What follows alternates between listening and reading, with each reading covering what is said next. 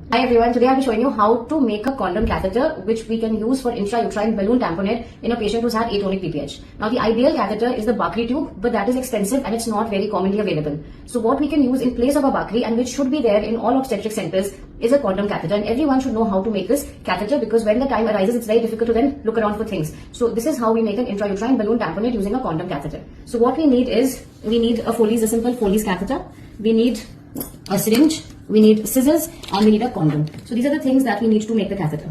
The first thing we do is we take the scissors and we cut two small rings like this from this end.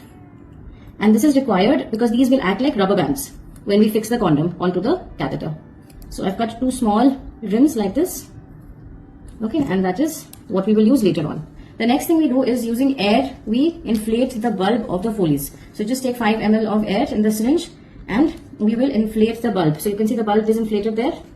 I'll just inflate a bit more. And what we'll do is now we will cut this bulb. We've cut the bulb, and what will this allow us? Why have we done this? Because when we inflate saline, it will fill the entire condom. Next, we take the condom and we put it over the catheter like this. And then using those rubber bands which we had cut earlier, we're going to tie it around the catheter. So we take the first one and we put it around the catheter like this. Okay, it should be somewhere around here. And we'll take 2 ties around it so that we make sure it's tight. Now we take the other rubber band and we put it at a lower level somewhere here.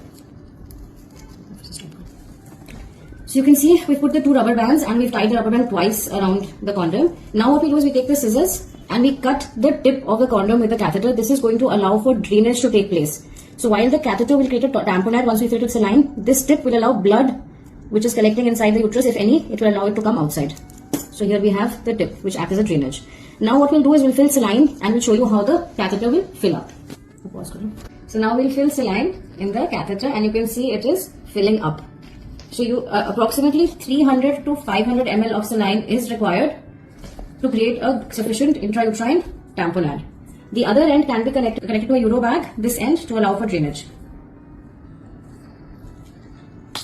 So as you can see, we are inflating the catheter and the condom is filling up, and this creates a good tamponade which stops the bleeding. So you can see this is the condom catheter.